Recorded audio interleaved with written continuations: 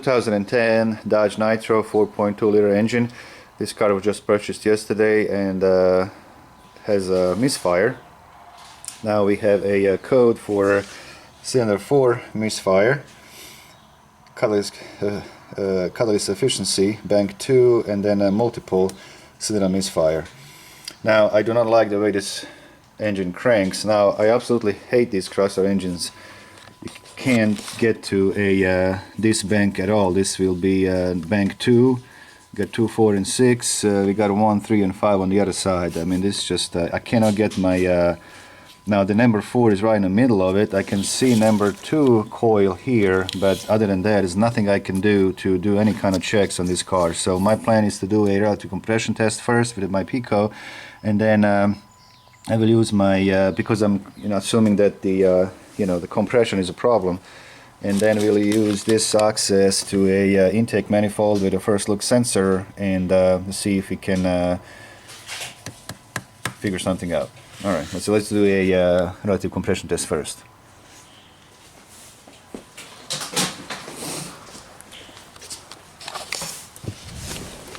So this car has a clear flood mode. I'm just gonna press my accelerator pedal and I'm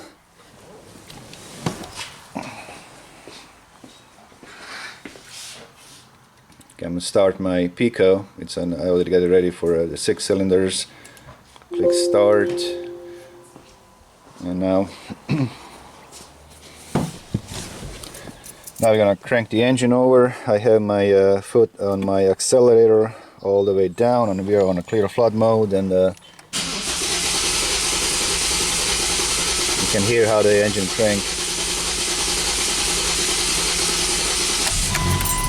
Okay.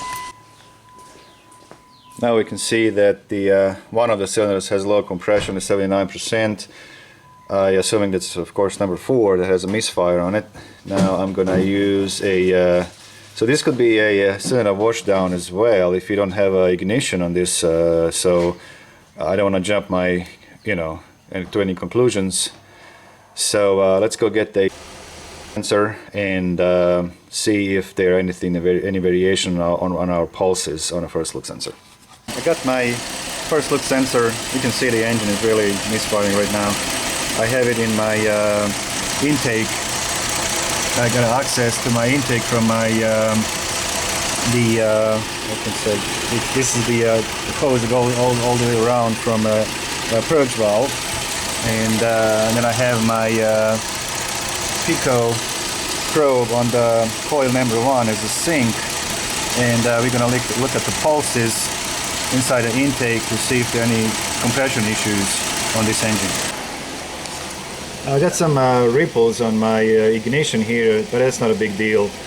I'm just looking for this is going to be my sink now, and we can see we got 1, 2, 3, 4, 5, 6 pulses for 6 cylinders, and I'm just going to stop this. Now, something else you have to keep in mind when you're using a first look sensor. The access to a intake is very important. You want to have a central intake access as best as you can. Unfortunately, on this car I cannot have that, but we can see got 3 pulses here and 3 smaller ones and 3 bigger ones. So this is the bank 1 because my access is closer to bank 1, so the pulses are a little bit bigger. And I got a 1, 2, and 3, and there's other 3 on a bank 2. Now, what I do not like when you look at the bank 2, where we have the cylinder number 4, we have this pulse here all the time, and it's uneven.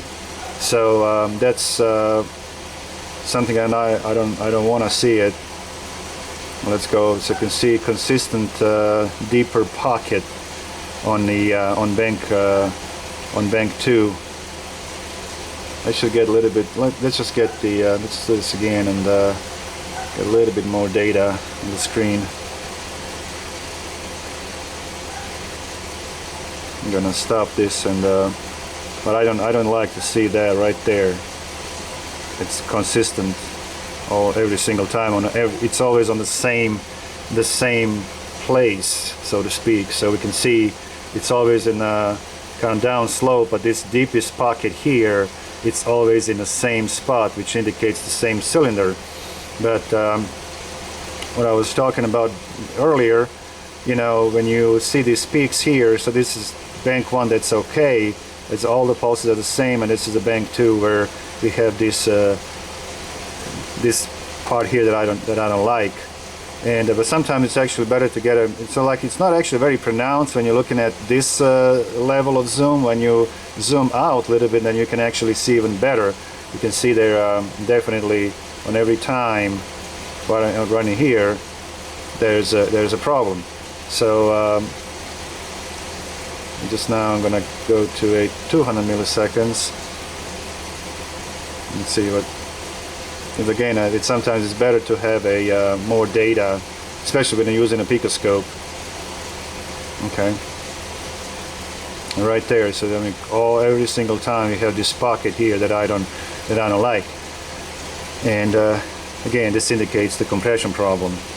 And now what I'm going to try to do, here's a map sensor here. I'm going to try to unplug this sensor and get the access to my vacuum from the map sensor itself to see if my pulse is going to be more even. Okay, so I got my map sensor unplugged. I pulled it all the way out, got my first look sensor installed, and my my Pico probe is still on number 1. Now I'm getting the pulses from a central part of my intake, and so this is what we got here.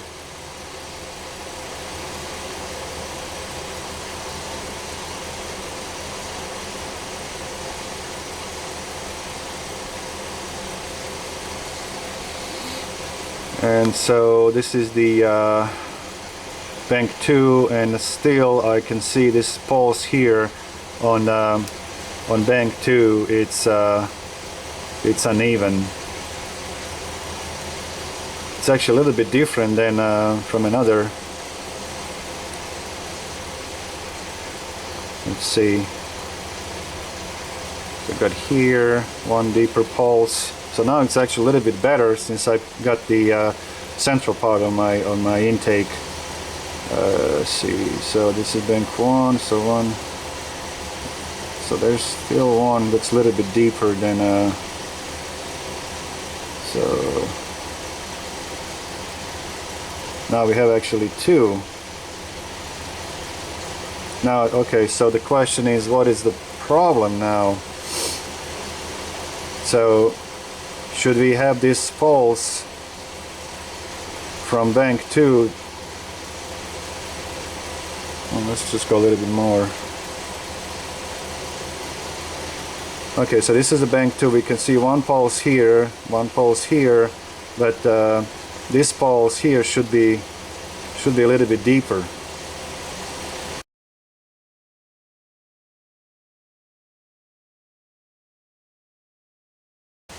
With a central part of the intake, you should expect even the bank 2 and bank 3 to be nice and even, but it's not. Okay, the quick shot of the current ramp from all of 6 coils. It's come from this fuse here, M21, I believe the name of the fuse is, designation. And I'm not going to do recording on the stream, but you can see everything is fine there. I've got all 6 currents, 1, 2, 3, 4, 5, 6, and then one again here, and 1, 2, 3, and 4. This is one of the supposedly misfires, and current looks fine. Okay, so what I want to do now, I want to get a primary ignition waveform from number 1 and number 4 cylinder. The blue channel is going to be number 1, and the red is going to be number 4. No, I'm sorry, blue is number 4. Red is number 1, and I still have my current clamped. Alright, and just change this to. So here's the, I'm going to stop this so you can look at it. So this is the, you can see the current, and so number 1, you can measure the burn time.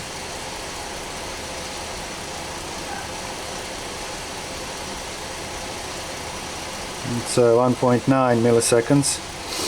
Let's go to a now number 4.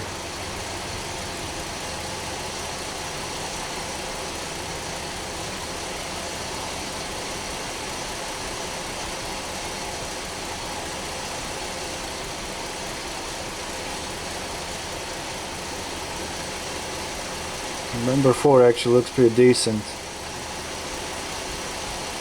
We actually have less of a burn time. It's 1.6.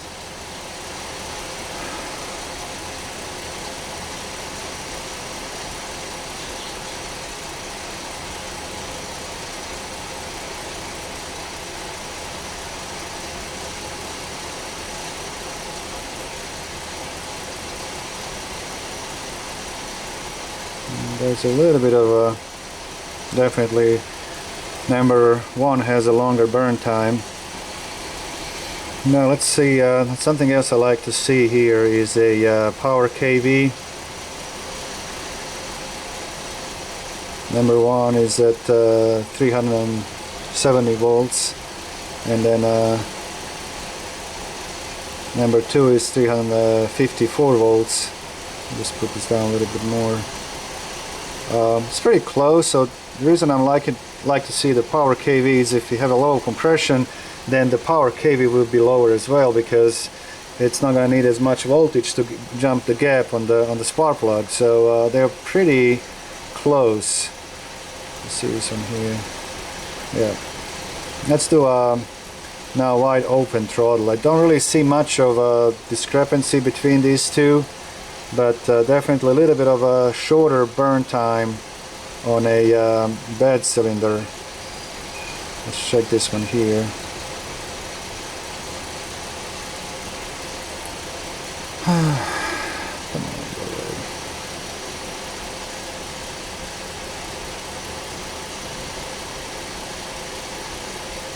It's 1.6 now.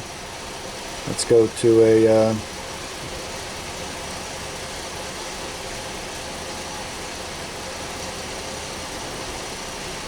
it was 1.64.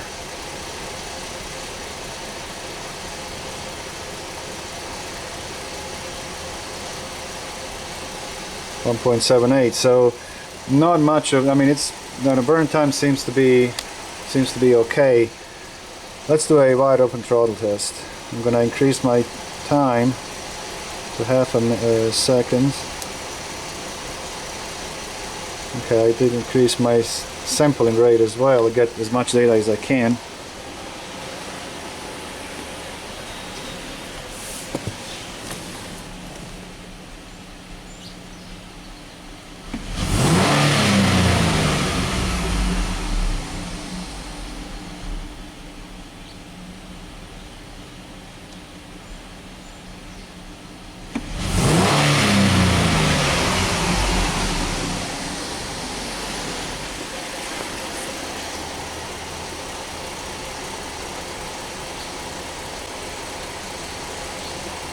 So it's a shame that I could not use my probe. You know, this is really painful.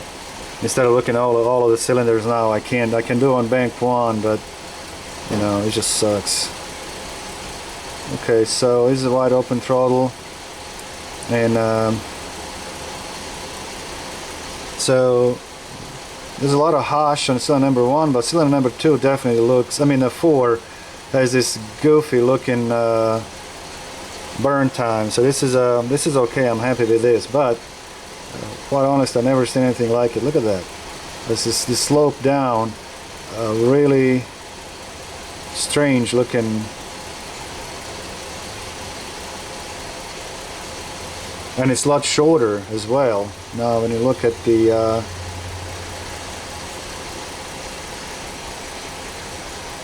now we're talking about 0.6 milliseconds, and on this one definitely that's a problem.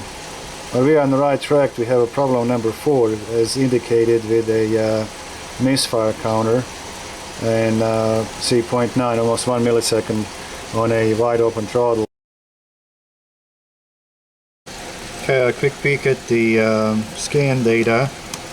short, and the long term on bank 2 it's fine as long as it's 0. The short is right around 0 as well.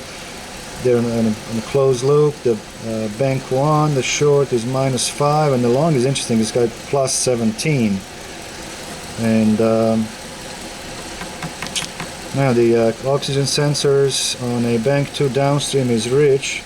The upstream, it's working fine. It fluctuates, so computer is able to, you know, maintain the mixture. So that works fine. And let's see, downstream on bank 2 is same as bank. Downstream on bank 1 is the same as downstream on bank 2. They're both showing rich condition, so not much difference in a scan data. Fuel trim is fine. You know, kind of strange that we have a long term on this bank 1, which you don't have a problem on. That's a +17. But with this, you know, going between 2 minus, sometimes -5. This little elevated for sure, but it's again, this light is just, but kind of interesting that that's on the good side. Something else I wanted to do, I'm getting a primary now from number 4 and number 2 coil, and so everything will be on this bank 2. Now this is my problem number 4, and now this is number 2, and you know, they're all pretty much okay until I do wide open. So let's go ahead and let it half a second.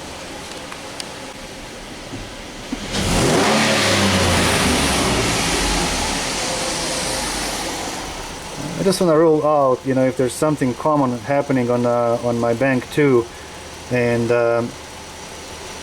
you know, if it's affecting other cylinders. And let's see here real quick. So we are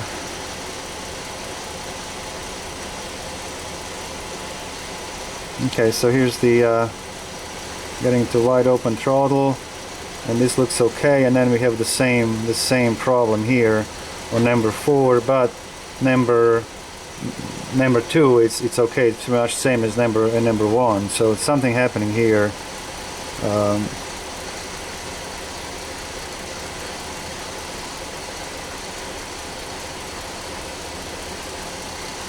I mean, this is not good. Now the question is what's going on. So definitely, you know, number 4 now is my problem, no question about it. This is really, I've never seen this kind of waveform before. This really sloping down like that. I was thinking maybe that I'm having a leaking injector. By looking at the waveform, it kind of slopes down, you know, would indicate a bad injector. But my fuel trim is okay. I don't see any elevation on the fuel trim on bank 2 either. So okay, well, you know, I was thinking maybe it's a timing issue, because, you know, when you look at the first look sensor, and then later on thinking, well, I already did my ignition. I mean, my relative compression test, and if I would have a jump timing on one bank, you know, I would have more than one low compression, and so that's not the case either. Yeah, right now I have my I'm looking at the my injector waveforms. I have a blue channel on number 4 and the red channel on number 2 injectors, and I also have my current clamp over those 2 wires. And here's the waveform. So this is number 4, the trouble one, and this is number 2, and pretty much everything looks okay here. We can see the pintle is opening and closing our injector, and we can put the cursor here when the injector is open.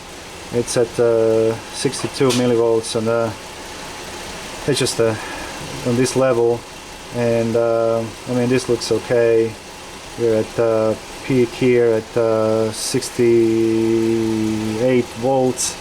There's a Zener diode on it, and so let's just go ahead and follow this line to make sure the injector opens at the same time on a good cylinder, on a good injector, or yeah, good cylinder. And we can see it's pretty much. I'm just gonna stop this actually. Let's actually do this.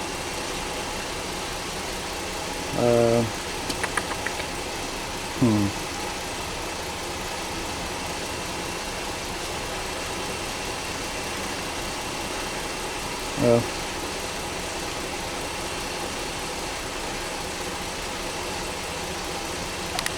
I'm trying to get the best waveform here. Well, there you go. This is actually pretty good here. And so we can see now that they're all on the same level here and here, so the injectors are opening at the same time, and we can see, you know, the pintle on all of the injectors is closing. It's here on the problem cylinder, and of course the same on the good one as well. And let's see here, we have a peak at 68.8 and a 68, so it's fine. Okay, so far everything points to a bad compression. Now, why am I going through all this hassle? Why I didn't go straight to a compression?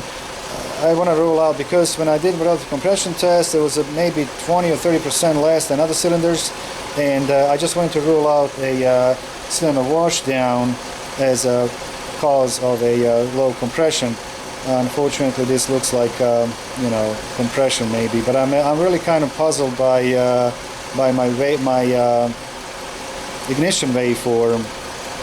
That's kind of my burn time. It really looks kind of goofy. So, well, the next thing we'll have to remove the intake and take the coil out, take the spark plug out, and go from there. All right.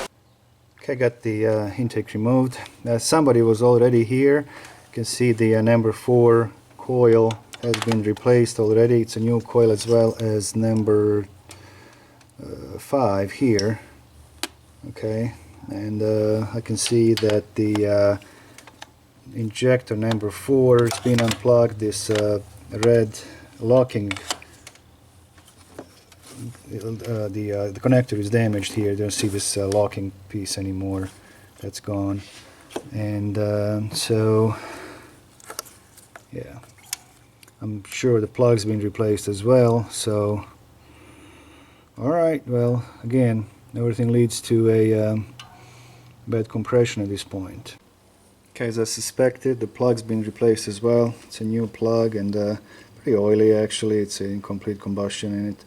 And you know, injector is fine, and we checked that already. And let's do compression now. So right now I'm checking my cylinder just to see my valves and my intake and exhaust valves. I got this pretty cool scope, and this scope was used for some other stuff back in the days, but it's pretty cool. And doesn't have a camera on it, you just kind of eyeball it, but I can actually retrograde this scope. I can invert it all the way, and I can see the plugs from, my intake valves and exhaust valves from the bottom. And of course I can now go with my scope into my intake manifold as well and inspect my intake valves from the top. And I don't really see anything's, you know, bad in it. I mean, all the valves are intact, and so now I can actually, I'm turning the scope left to right. I have these 2 knobs. I can actually turn the scope left, right, up and down, and but the good thing about this scope, it's a very, very incredibly nice image that these scopes can get you. I mean, you can really get this far from something that you're looking at, and it's going to be still sharp. And so now I can go in and out, you know, get myself where, you know, focus where I need to be. And of course, if you have glasses, you can set your sharpness on the lens itself. And anyhow, it's pretty oily in it, but I don't see anything concerning when it comes to a plugs. I mean, when it comes to a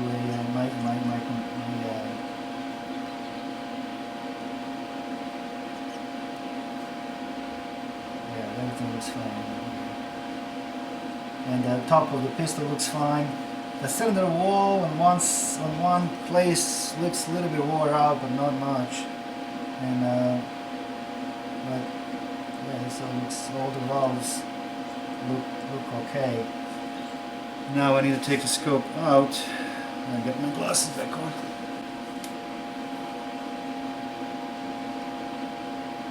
Okay, so there you go.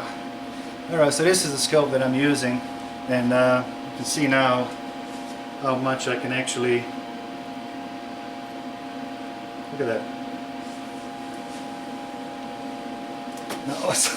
Now I can go straight into the cylinder, you know, and turn my scope, and you can, I mean, so many angles you can do with it. It's pretty cool. Look at that. Now I have a longer one, you know. I like to use a short one for this scope. This looks fine. I think for this engine, you know, go straight down. For some other applications, I would probably have to use a little bit longer one, which I have one as well. So now I can go, you know, into the my intake valves. So this is for number 4 as well, and I already checked that, and they're fine. Something nice about this scope, you can, as you advance the scope, you can turn it and kind of guide your scope where you need to go. You can go through your pretty much through your intake and check your valves without taking the intake manifold out. So pretty useful scope, and you got to be hooked up to a light source. So here's the light source, and here's the scope. Now on this scope I had to take this rubber off of it because it was just a little bit too big for the spark plug hole. Once I removed this, it works fine. For this, when I was the new cars that are very small plugs, this is not going to work. But so anyhow, you just kind of keep turning this, and you can move your tip of your scope, and yeah, works pretty good. So anyhow, I haven't seen anything wrong. Now the name of this scope, I'm not going to tell.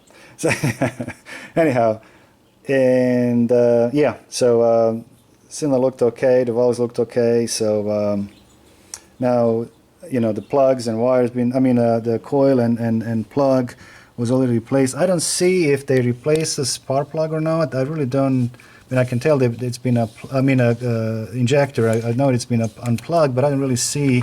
They probably swapped injector. You know, I don't think it's new. They probably swap injectors, and that didn't make any difference either. So, and I don't know. All right, let's do a compression test. So I've done a relative insular pressure transducer test with my 2 pressure transducers. I had a fluke in number 4 and a pico in number 3, just to compare two banks. And so this is the waveform. So blue channel is my number 4, and the red channel is my number 3. And the compression on the good cylinder is 170 psi, and on number 4 is at 138 psi. Now when we try and analyze this waveform, we need to look at the bottom of the waveform where the this vacuum pocket is after the expansion stroke, and you can see that the on the cylinder. So number 4, let me go down here, and it's at -7 psi, which is 14 inches of vacuum, and on a number 3 is -3.5, basically 7 inches of vacuum. So this indicates a leak on the top of the engine. We don't have a problem with the compression rings, because if you would have a compression rings, that we would not have this vacuum pocket in the first place, because we would not be able to pull anything down and to create the vacuum in the first place. And so what happens, we push some of the Erico has actually a pretty good video explaining how this happens, but we're pretty much pushing our mixture through intake or exhaust valves, and on the way down we don't have the same amount of air basically in a cylinder. So we are at some point when you reach the bottom, dead center, we're creating the larger pocket here, and that's the first indication we need to look, because during the cranking we don't really see the intakes, the intake valves opening and closing in this area here, because you can't start the engine, especially this one. You know, once you remove the intake, you're done. You can't do anything about it. So definitely problem with the leaking valves, and now we're gonna do a leak down test and see, you know, what's happening there. So. Okay, I got my hose hooked up, and this is my Metco leak down test. This is only at a 35 psi, which kind of like it. You know, it's not gonna push your cylinder down when you apply your pressure, and so you have to set your gauge to 0, which I already did, and I locked it now.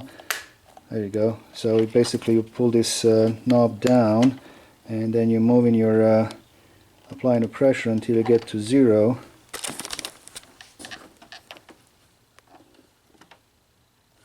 I'm around 30 psi, so I'm gonna lock it, and okay,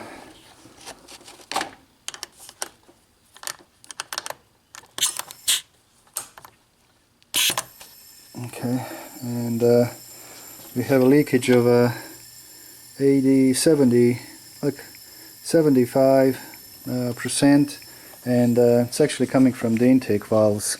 When I get actually I'm glad I put a little bit of brake fluid on top of the valves, and there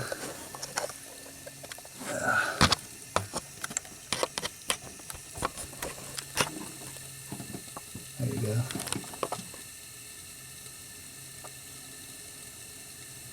There. Now when let's I hear nothing at the exhaust or in a crankcase, so we're having a leakage on intake valves. See if I can zoom in there. There you go.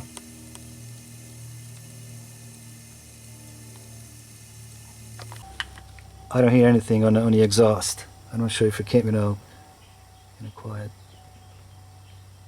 Nothing on the exhaust side. Nothing in the crankcase. But if I unplug my hose, the fluid is still, the brake cleaner still stays on top of the valves, but they're not sealing right. See anything now? Okay. Alright, well this is confirmed. Leakage on the intake valves. Alright, well this is as far as I'm going to do. When I'm going to go, I'm going to put everything back together, and he'll have to take it to another shop for a head job and all that. So let's just, now the question is, why did it take so long for me to, finally go back to that cylinder and check the compression and all that. So first I wanna rule everything out. Because of this design of this engine, I could not get to my coil to get my ignition waveform. Now when I was trying to get my probe on top of these coils by sliding underneath this intake manifold. You can see it's open, but because of this alternator here, there was no way that I could get an angle to lay my probe across the cylinders to get my secondary ignition waveform. So I'm pushing myself to analyze ignition waveforms more and more and more. Now, if I see the car with that burn time, there was the burn line, it was kind of goofy, it was kind of sloping down, then I can now be sure that that is due to a compression issue, not the I was a little concerned because of the compression was not as bad. I was thinking maybe I have a problem with the cylinder washdown, and so that's why I kind of was going to that direction, trying to figure out, so I wanted it to actually get as much data as I can before I remove my intake, because once I remove my intake, I can't start the car anymore. And now the question is, how long did it take me to do all this? Well, it took much longer, of course, because when you're filming the videos, you get your camera in shot, sometimes you have to repeat it many times, and so honestly, it wouldn't take that long, maybe an hour at most, to get everything that I needed to get. And then I get to the wiring diagram, find my wires for my ignition and for my coils and my injector. So I just wanted to rule out everything that's, first of all, you want to make sure that's the cylinder that's misfiring. And looking at the ignition waveform, there was no question that I was having the issue on that cylinder. So I was comparing, I think there was number 1 on the number 4, and I said, well, I'm going to go back. I'm going to do a number 2 and number 4 just to get the waveform on the on the head number 2 and the cylinder head number 2, just to rule out some other issues. And so everything looked okay, other than number 4 was misfiring for sure. Now looking at the first look sensor, we could see there was some deviation. I was a little confused, even though I was able to find a kind of mid part of that intake manifold, but definitely we could see the higher peaks on bank 1 than on bank 2. So then I was like, maybe do I have some kind of ignition problems? Timing issues. And then I'm thinking back, well, if that's the case, if I have a jump timing on the cylinder number 2, then my compression would be messed up on 2, 4, and 6. So as you think about it, kind of analyze it. So anyhow, well, the whole point is just to get more data as much as you can before you remove the intake.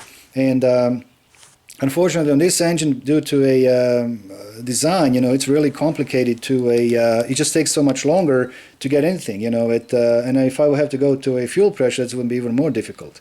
Now, if I wouldn't find anything wrong with if I wouldn't find any leaks on my cylinder, the next thing would be I would do a injector balance test to make sure that I don't, have a injector that leaks too much. But by looking at the data at the fuel trim, that was not the case. The fuel trim was fine. So you're just kind of looking at, you just gather your data, and before, even though I had already had a funnel from the very first minute, there was a compression issue. Again, I had to rule out my possibility that it could be a cylinder washdown, and you just gather your data and to get to 100% conclusion. And actually putting that little bit of brake cleaner on top of the intake valves, it was actually pretty nice. And I used my Borescope. I really couldn't see anything wrong with the intake valves. Everything looks nice, and I don't know why leaks that much, but it's like 80%, like 70% leakage on that cylinder. And so anyhow, that will be a conclusion to this one. I hope you guys enjoyed the video. I know sometimes I make it too long, but that's just what I like to do. I enjoy going around, and I'm getting I'm learning as I go, and I'm not professional by any means, but I like to piddle with this stuff. It's fun. And me doing this on the side, of course, I can afford to spend more time than some of you guys who, put your bread on your table doing this stuff. You can't afford to spend this much time. But I'm hoping by showing all these methods that's the ignition waveform. If you see that slope down, they could be do a bad compression, not the cylinder washdown. So that's what I'm trying to say. And so anyhow, that will be it. Thank you guys, and see you next time. Thank you. Bye bye.